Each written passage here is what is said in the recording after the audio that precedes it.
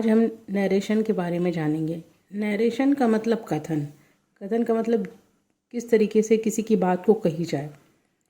तो कभी कभी होता है कि हम किसी की बात को हम ज्यों का त्यों कह देते हैं, तो उसे हम कहते हैं डायरेक्ट, और हम उसको उसकी लैंग्वेज में न लगा के अपनी लैंग्वेज में कहते हैं, तो उसे कहते हैं इनडायरेक्ट नरेशन। अब इसको हम देखते हैं डायरेक्ट नरेशन क्या है और इनडायरेक्ट नरेशन। नरेशन हमारा दो प्रकार के हुआ, डायरेक्ट और इनडायरेक्ट नरेशन। डायरेक्ट में हम उसकी बात को ज्यों का त्यों कह देते हैं, इनडायरेक्ट में हम उसे अपनी लैंग्वेज में कन्वर्ट करके कहते हैं। जैसे Sita says Meera is ill, तो Sita says Meera is ill. अब सीता सेज जो है ये कहने का काम है सीता का, वो कहती है मीरा जो है बीमार है, तो उस जो उसने कहा उसको हम लोग इन्वर्टेड कॉमा में कहते हैं। जो चीज़ें इन्वर्टेड कॉमे में होती हैं उसे हम लोग रिपोर्टेड स्पीच कहते हैं, और जो कहता है उसको रिपोर्टिंग वर्ब कहते हैं। तो ये वाला पोर्शन हमारे रिपोर्टेड वर्ब होगा और ये रिपोर्टिंग स्पीच कहलाएगा। अब ये इस तरीके से जब इन्वर्टेड कॉमा के अंदर उसका सेंटेंस या स्टेटमेंट होगा तो उसको हम कहेंगे डायरेक्ट नरेशन।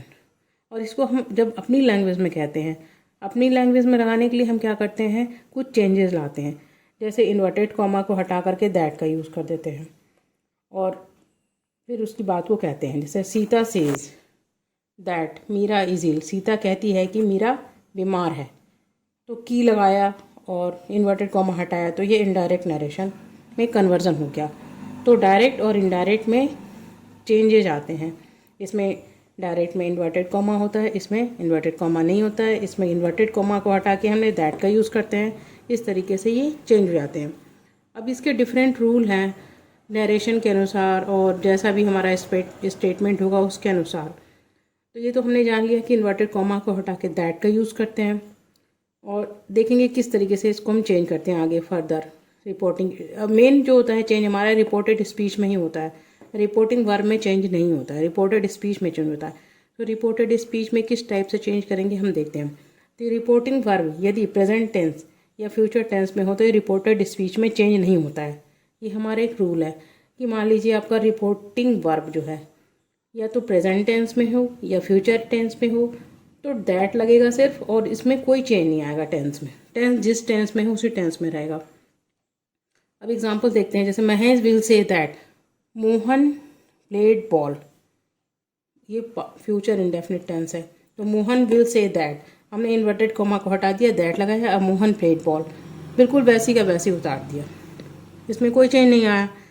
अब प्रेजेंट टेंस का देखते हैं। Mohan says Rohan is laborious, Vijay says Rohan is laborious, तो Vijay says that Rohan is laborious. तो सिंपली इसे भी हमने इन्वर्टेड कॉमा को हटाया, उसकी जगह पे दैट लगाया और जैसे का वैसे ही सेंटेंस को उतार दिया। तो इस तरीके से हमने देखा कि रिपोर्टिंग वर्ब यदि फ्यूचर टेंस में हो या प्रेजेंट टेंस में हो तो रिपोर्टिंग स्पीच में, रिपोर्टेड स्पीच में कोई चेंज नहीं आता, सिर्फ दैट लगता है इन्वर्टेड कॉमा हटा के।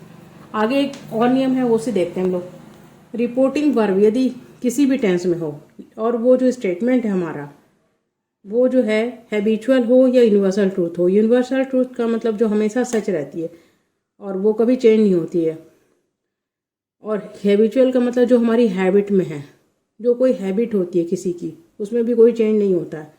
तो इसमें हमारा कोई चेंज नहीं होता है, क्योंकि हैबिट आज भी है, कल भी रहेगी और आगे फ्यूचर में भी वो हैबिट बनी रहती है। और यूनिवर्सल ट्रूथ में भी कोई चेंज नहीं आता।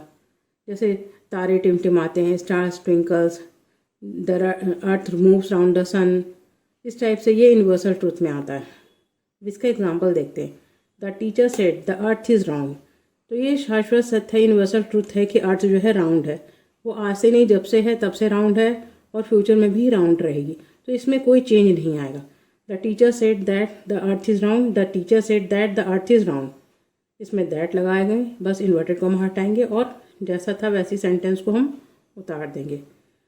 अब देखिए दूसरा है I said I take bath daily, तो ये भी ट्रूथ है कि इंसान डेली बाथिंग करता है, एक्सेप्शनल केस को छोड़ करके। तो ये हमारी हैबिट है, तो इसमें भी कोई चेंज नहीं आएगा। He said that he takes bath daily, ये जैसा सेड है ये हमारा पास्ट टेंस का है, लेकिन इसमें कोई चेंज नहीं आएगा, ये प्रेजेंट टेंस में ही रहेगा। ये ध्यान देने वाली बात है। अब ये अगर ये प्रेजेंट टेंस में है तो भी इसमें कोई चेंज नहीं आएगा। Father says dog bark at night, father says that dog bark at night. तो इसमें भी क्या है, डॉग जो है कुत्ते भौंकते हैं रात में अधिकतर, तो इसमें भी कोई चेंज नहीं आएगा। ये हैबिट है और ये यूनिवर्सल ट्रूथ है। तो यूनिवर्सल ट्रूथ और हैबिचुअल एक्शन में कोई भी चेंज नहीं आता है। इस तरीके से हमने 2 रूल देखे नरेशन में, डायरेक्ट और इनडायरेक्ट नरेशन के। और नेक्स्ट वीडियो में आपको और भी नरेशन के बारे में बताया जाएगा। Okay, thank you.